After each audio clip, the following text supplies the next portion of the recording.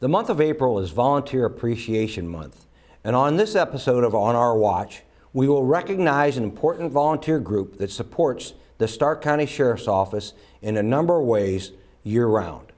I'm Major C.J. Stantz. Serving as a deputy includes a variety of duties. The job is challenging, always changing, and truly rewarding. I am Terry Curry, Communications Supervisor. Our dispatchers are the calming voice on the other end of the line during someone's worst moment. We are always there.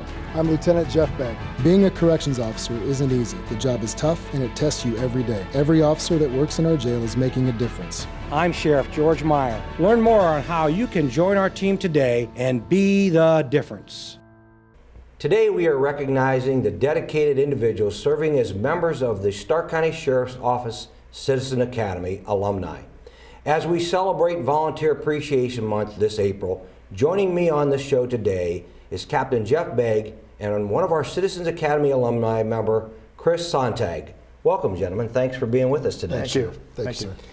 Yeah, I just think it would be important this month being Volunteer Appreciation Month to really reach out and first of all recognize our volunteers in the Citizens Academy, but talk a little bit about what that process is and what they actually do. How do they volunteer? So I know we have Captain Begg with us this morning, and Cap, you can talk a lot about this program because you are the Commandant of the Citizens Academy program. So yes, we'll start off with you this morning. Tell us a little bit about the program. Yes, sir. Thanks, Sheriff. The goal of the Citizens Academy program is to provide community outreach and education from multiple facets of what we do at the Sheriff's Office. It is a 12-week program with week 13 being graduation. And it is geared around getting different members of the public that live or work in Stark County. And we start very, very basic with the education of introduction of our staff and who is involved in different roles and capacities of the Sheriff's Office with an academy overview. We will then do a tour of StarCom, Dispatch, 911, and they'll actually get to start off on their first in-session class, hands-on class with traffic stops. Get to learn how our deputies do our traffic stops, why we do what we do, what they look for. We'll do crime scene investigation where we will make a mock crime scene where they can then understand how our deputies in different situations will collect evidence and how it pertains to the case as it moves forward. We will then do a canine night and we'll go to the dog warden. The dog warden will speak as well, where they get to see Everyone Loves Canine Night. They get to talk to the dog handlers and how we do what we do with a quick demo. We're very fortunate to have a young lady who lost her husband in the line of duty come speak with us. We also talk about safe communities. We do a jail division tour. A lot of the community doesn't get to see the inside of the jail very often, so we'll do a coroner's office tour. They'll also tour the crime lab, which their evidence that they've already collected will be seen again. So the crime lab will take a look at the evidence and see how they did. Can they use the fingerprints they took? Can they use the photographs they took? When we go to the civil division with Judge Hartnett, we're very happy that she'll take the evidence they collected and put it into her case for mock trial and presentation. First aid, CPR, firearms certification, we do a street gang class, human trafficking, and then we will do the final class, which is a case review, case study from a case that our Detective Bureau had worked on, which is always among the class favorites. Inspector Jones does a very good job with that class. And we do ask our academy to get involved. We want them to talk and interact with the instructors and rate each class, give us suggestions, and it's gone very well. Well, that sounds like a lot of information compacted into 12 weeks. So yes, how do you break that down? Is it each week is a different session, yeah, and then you move on to the next week? It sounds like these things tie in together as yes, you go through this curriculum? Yes, sir. We do every Tuesday night for 3 hours from 6:30 to 9:30. So it is a commitment. We are asking for quite a commitment, which is exactly why we value the time of the individuals that are coming. We always make sure that we provide something for them to eat. A lot of people are coming right from work, and at the end we do a banquet, which is covered by our vendors. So it is at no cost to the attendee as well. That's great. Yes, sir. No, Cap, we're going to come back to you, but I want to get some perspective from Chris as one of our alumni. And Chris, you've gone through the Citizens Academy at some point in time, and you've been helping us as a volunteer with our alumni. When I say alumni, these are folks that have completed the Citizens Academy and like to continue to stick around and help us with different projects at the Sheriff's Office. So talk to me a little bit about what that's all about. Well, I got involved with the academy. It was something that came up as far as an opportunity to check out and see what you guys really do. For me, it was try to dispel some of the myths that maybe the general public has when they maybe see a deputy or someone's car just sitting off to the side. Everybody always wants to wonder what are they really doing? They just run traffic stops. They just kind of chilling, hiding out a little bit. And when I was able to do a ride along, it dispelled quite a bit, because most of the time when they're sitting there, if they're not on patrol for speed or anything of that nature, they're filling out paperwork. A lot of paperwork you guys have. But the academy was able to expose a lot of little intricacies what you guys do, and for what you can show us and keep us in perspective. It was very informative. It lightened up quite a bit, and the idea of volunteering after the class, doing with the OVI task force, the fingerprinting, just being out with the general public and learning what you guys do, and informing the general public also. It's been interesting. It's also been a lot of fun, especially working the fairs and the fingerprint setups and everything like that there. That's been very interesting. This year here, they started doing, Captain Begg and Sergeant Hartman, they started having us be able to come into dispatch and spend a tour down there with you guys. So that's been something else. But yeah, I've actually done a couple ride-alongs. Very informative. Very informative on what you guys do. Well, that's an interesting perspective, Chris, because a few days ago I heard someone who had done a ride-along, and not with us, with another agency. And it's really interesting that their perspective was, while they were sitting in that patrol car and the officer was doing some paperwork and some other tasks that they were doing in between calls, they were really amazed by being able to listen to the radio traffic on all the things that are going on and how busy men and women in law enforcement really are, going from call to call to call. I'm not sure if you experienced that as well, but you get to sit there and listen to those calls come in, and so it's really an ebb and flow of information that keeps coming to those officers that they have to process. Even if they're not on that call, they have to have a keen ear to the radio, so if somebody gets in trouble, another officer, an adjoining agency, they're ready to respond. What was your experience with that, Chris? Well, the first time, the first ride-along I got to do, they actually apprehended a suspect that was accused of robbing quite a few gas stations in the area. And that particular morning, I was able to be part of that one there as far as doing the ride-along. Experience what Inspector Jones does when he's out of the classroom.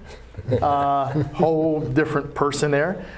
Very professional all the way around on that. But experienced that, the apprehension, the transport out to the jail, the time that it took for them to put the person in your custody in the jail area, and then actually go back out on the road patrol. And then, recently I just did again with the civil division, and followed with a process server, and the amount of mileage and duties he has in that 8-hour shift is totally amazing. He's constantly on the move, and learned quite a bit on what he has to do and his perspective. Again, listening to that radio, because primarily that was not his job that day or his job, but he's got the radio on and he was listening, and he covers a very large area, so he was pretty proactive to keep up with everything that was going on with that radio also. Absolutely. That's a great perspective from someone that's sitting there in the passenger seat. Yes, sir. Kind of seeing it all happen. Yeah. And we appreciate you taking an opportunity to do that. And I know you continue to do some ride-alongs with our folks, and I know they appreciate that. It's rewarding to them, believe it or not, that people take an interest in what they actually do. It was definitely, so that's kind of the why, some of the why behind law enforcement, and we'll talk a little bit about that. Cap, I want to come back to you. You were very modest when you went through the different segments that we did, and you didn't take the opportunity to highlight one of the segments that's very near and dear to you, as our one of our jail commanders, our assistant jail commander. You didn't really get into the jail tour, so let's talk a couple minutes about what that's all about and what that looks like to people. Yes, sir. This past Tuesday was, in fact, jail night. We are 21 attendees, along with a couple volunteers from the Citizens Academy alumni, met for the evening to help. We started with a brief presentation of exactly what is corrections. A lot of people don't really know what we do inside the jail division. From that point, we did take a jail tour, and we toured the entire facility, and were able to stop and discuss kind of what the different styles of housing are, how long people stay in jail, what kind of things bring people to jail, and the different things that we have inside the jail, including programming such as our STAR program and our inmate workers and so on. We went back out to the front training room where they were greeted by our CERT team, our cell extraction team. They also had an inmate speaker. They had the opportunity to try the dinner tray for the evening. And I think it's very important. Our instructors really go above and beyond, take a lot of pride in what we do, and really want to make sure that they get a good perspective of what they do. That happened to be my night. But every instructor really does everything they can. We do ask the attendees to rate the class. And there are a lot of bragging rights on the line for who puts on the best class. Yes, Absolutely. sir. Yes, sir. Well, I know there's a lot of things about the jail night that people are somewhat surprised about. And then I want to kind of talk a little bit about a couple of those things. One of the things that I always hear from our Citizens Academy and people that visit the jail, that they're very surprised on how the cleanliness of the jail, it's really unbelievable how clean we're able to keep the jail. Can you talk a little bit about that and how we do that, I guess? You're right. We hear that every class, and that is a definite constant of what we hear consistently when we do a jail tour. And we're very fortunate to have a very well-organized group of supervisors that make sure that our inmate workers come out at routine times when they're supposed to and do their jobs. And again, we have the ability to have the young men and women that are in custody that would like to stay busy while they're there, that aren't security risk, that do different tasks throughout the jail. It might be as simple as buffing a floor or cleaning things up, but we're fortunate to have them. We work very hard to keep it clean. Everyone likes a clean working environment, and the inmates in our custody deserve a clean facility to be in as they navigate the legal system. So. Yeah, absolutely. And I will tell you, we do hear that quite frequently. And I'm not sure, Chris, when you first went to jail, if that was your impression that when you went in there, it's not really what you expected. And I think that's a surprise for a lot of people, because we have this stereotype of what we think a jail should look like. Yes, sir. Your jail, not that I've ever been in, but your jail I would compare to any health facility as far as the cleanliness.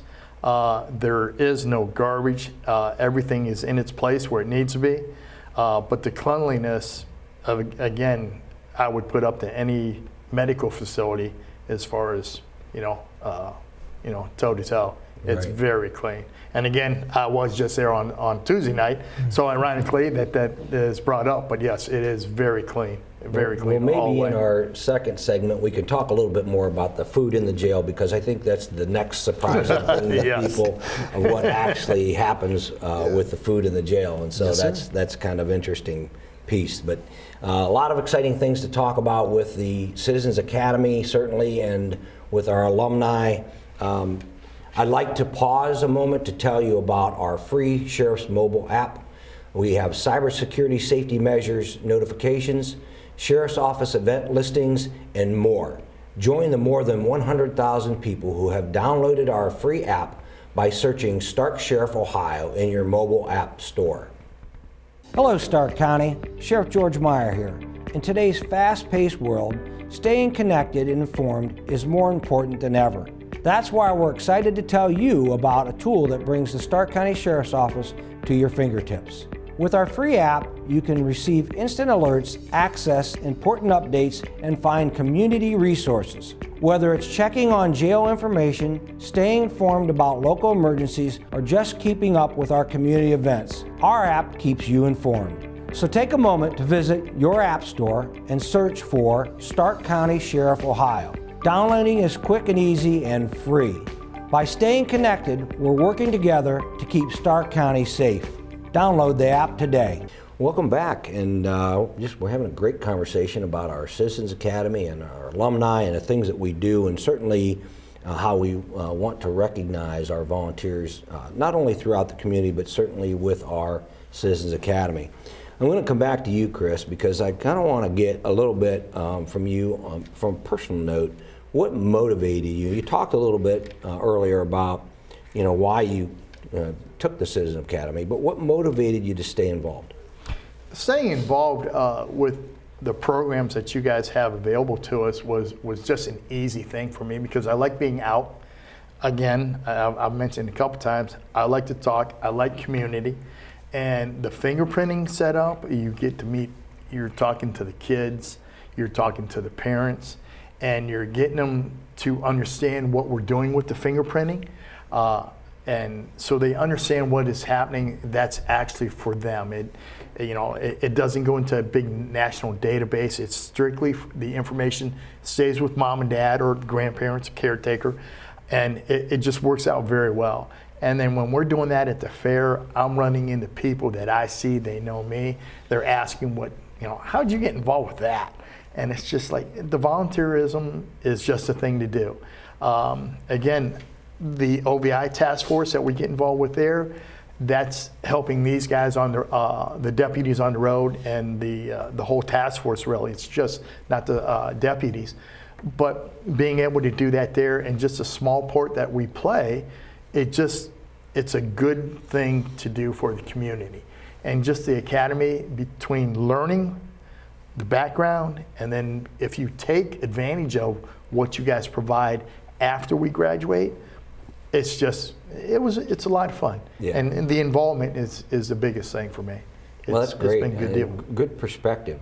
We appreciate that. You mentioned the fingerprinting, and we do a lot of that fingerprinting of young folks in our community. And I honestly as the sheriff, hadn't thought a whole lot about that. Recently, I had a presentation on Sierra's Law. And, we do that fingerprinting, God forbid, so that there's a record for the family in case something would happen. And there's a photo and fingerprints and the things of that nature. But under Sierra's Law, when Sierra was abducted, and that case is an Ohio case, they used that data to help get information out to their community on her disappearance. And so it connected with me that this is a good program for us. This is a great tool for families. It's a great community program, but it's a great tool for families. God forbid they ever have to use it, but they have available to them. So we appreciate you and the rest of our alumni for making sure that we get out there and get that opportunity for folks to do that. Cap, how crucial is the alumni involvement from your perspective? I know it means a lot to me, but I know you have your own perspective on that. Yes, sir. They're absolutely essential to what we do in some capacity, even just if you take an event like the Starr County Fair or the Hall of Fame Festival. We're able to provide a service by utilizing their help to be able to just provide even something as simple as a shuttle service to and from the parking lot. Chris had already mentioned, OVI Task Force assisting with that, with fingerprinting. It's really nice to see that their involvement is so much that they want to know what more can we do. Right. And they have gone far enough. As a National Corrections Week, National Law Enforcement Week, they made breakfast for all of our staff members. They are working on a History of the Sheriff project detailing all of our 47 sheriffs in Starr County. They also have recently come up with an idea. Sometimes we have individuals that get out of jail and don't have a lot. So they come into jail in June, and it's summer, and they're in shorts, and they get released in January and don't have clothing. So they've really they've kind of spearheaded that initiative and really helped us out with different aspects of that. So we couldn't do a lot of that without them. We need that extra help, and as we focus on our protecting, serving, interacting with our community members, we're able to lean on them for some of these other tasks. So we're very fortunate. Well, and we are very fortunate to have them to assist us, because there's a lot of work to be done. Yes, sir. That's for sure. Excuse me.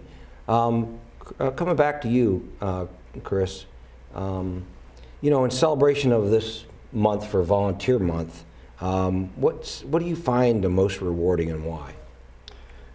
I still think that the opportunity to get out in the community and work with you guys, especially the fingerprinting thing is my big thing, because I really do enjoy having the kids and talking to the parents and letting them know what we're trying to do. Because again, as you've mentioned, that God forbid if they would have to do that, most of the time you're going to be rattled. You're not going to think of all the minor little details that your son or daughter, a mark or an issue they may have.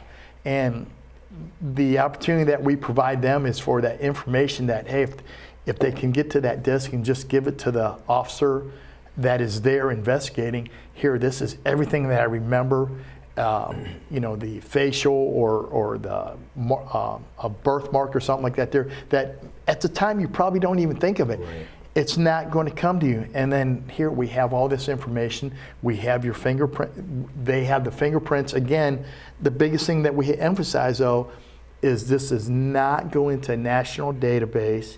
It stays with the parent. They fill out a form, and then we have another volunteer. They enter that and put it on the burn a disc for you. That piece of paper that you filled out, along with the disc, goes home with you. It does not go into any sort of national database, so you don't have to worry about that. We're not, you know, doing anything in that nature there. It belongs to the parent. They keep it. Yes. We provide it as a resource. And sometimes, for the most part, that will calm them down a little bit. I think I personally, I believe, only run into 2 individuals that were not, we couldn't convince them. Yeah. It just wasn't happening. Yeah. But out of all the kids that we've done last year at all the fairs, gatherings of any sort that we could get into, there was a lot of kids and a lot of parents, and they do appreciate it. Yeah. And that's the biggest part. And then again, the other one for me is the Hall of Fame and the fair, doing the shuttles, because you meet everybody there. Whether it's famous, whether it's your next door neighbor, whether it's a little old lady that says, I can't walk over there in my car, we take them over. And it was fun. It was a lot of fun. That's pretty rewarding when you're able to do that. Yes, and You know, everybody lets you know. We talked a lot about fingerprinting, shuttles, OVI task force, working out on the line, not necessarily on the line, but helping the officers count cars, some of their paperwork, things of that nature, and a host of other things that we do. So I'm going to come back to you, Cap. And so, you know, there's 12 weeks of this program. Yes, sir. Okay, and in those 12 weeks, we cram a lot of information into 3 hours every Tuesday evening, Yes, right? sir. Yes, sir. But at the end of that, we get the opportunity, which is something that's rewarding for me, and I know it's rewarding for you. We talk a little bit. Let's talk about the graduation process. Sure. You know, Yes, we sir. usually bring in a guest speaker. I'm gonna let you explain a little bit about how that works. Absolutely. We allow every attendee to attend. All of our alumni are encouraged to attend, and they're each allowed to bring a guest. And we lean on our vendors to cover the cost. It's not at any cost to our attendees. And what's important is that over the 13 weeks that we're here, roughly 3 months, you're not just learning content, you're learning our staff. You're learning people that you commonly see in black and gray uniforms that you don't get to really interact with and know. Right. So we get a night, it's catered. We had Mission Barbecue last year. We've had great speakers year to year that come in, and we just spend a couple hours recognizing their dedication to wanting to know more about what we do in their outreach efforts. And you know, it's important to us. We want to make sure that they're recognized. It's not just a matter of having them attend. It's a matter of building a relationship with them. So. Absolutely, and the nice thing about that, and you hit on it, is they get to build a relationship with us. Yes, sir. And it's kind of behind the badge type of thing. Mm-hmm. Yes, sir. They get to see us as human beings, and you know, every individuals in our community just like they are. And so that, I think that is, for me, a really rewarding piece, because that, for me, is part of the goal. Yes, sir. To see our officers as being part of the community that we serve. And so I think that's a very important piece for me. How does the Academy foster a sense of community between law enforcement and citizens? It's a great way to segue into your thoughts on that. Sure. Our academy itself, we don't always have people join the academy that are always pro law enforcement. As Chris mentioned, sometimes people are coming in because they're curious. Why do they do what they do? And I think getting a better understanding for those things and being able to answer those questions with some transparency and just a blatant, here's exactly why we do what we do, opens a lot of eyes, and it lets us see their perspective as well. I'd kind of like to know when we have questions, we have very good discussions in class, and like to hear what they have to say. Absolutely, so, yes, absolutely. Sir. Now I will tell you, going back to the graduation, we call it a graduation ceremony that we have, and we have a nice meal with everybody. And that's kind of the culmination of the 12 weeks on the 13th week, and we have usually bring somebody in that's a great public speaker that will talk to the group. I do know that we'll have one of those coming up pretty soon. Yes, right? sir. We're excited about that. I do know who the guest speaker is. I'm not going to share that today. I'm going to Okay. keep you in suspense. Yes, sir. So we'll talk about that again later, you and I. But we do have a great keynote speaker that's going to be part of this year's event, as in previous years, and we're pretty excited about that opportunity. We're getting close to the end of our program here, and I just want to based on your experience, Cap, in the time that you're doing this, tell me what we should tell somebody who's considering joining or wants to be part of the Citizens Academy. I would say that, to me, as an officer, it's one of the most rewarding things that I get to do. And I always like when I get to talk to people like Chris and the rest of our active alumni, that they were really surprised with not just the effort that goes into it, but the effort of letting you see exactly why we do what we do, and getting them involved and hands-on, and encouraging their participation, and just wanting to build the relationship instead of just putting on something to check a box. So, well, they give so much, and we appreciate that. And Chris, we appreciate you, and certainly all of our alumni and folks that take the time to be part of our Citizens Academy.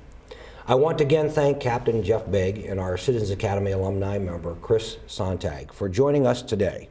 To all our Citizens Academy alumni, as we celebrate Volunteer Appreciation Month, please know that your contributions are seen, valued, and deeply appreciated. Remember, we're always working together to keep Stark County safe and save our taxpayers' dollars.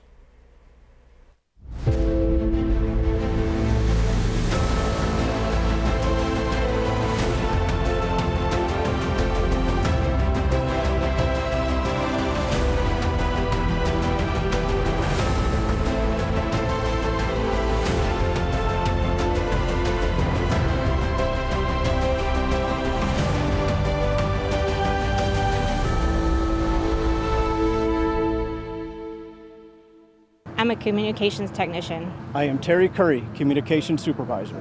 I oversee our 911 Emergency Dispatch Center. Our dispatchers are the calming voice on the other end of the line during someone's worst moment. We answer that call day in and day out anytime someone needs us, and we ensure help arrives. Whether walking a caller through CPR during a medical emergency or simply staying on the phone so they are not alone, we are always there. Learn more on how you can join our team today and be the difference.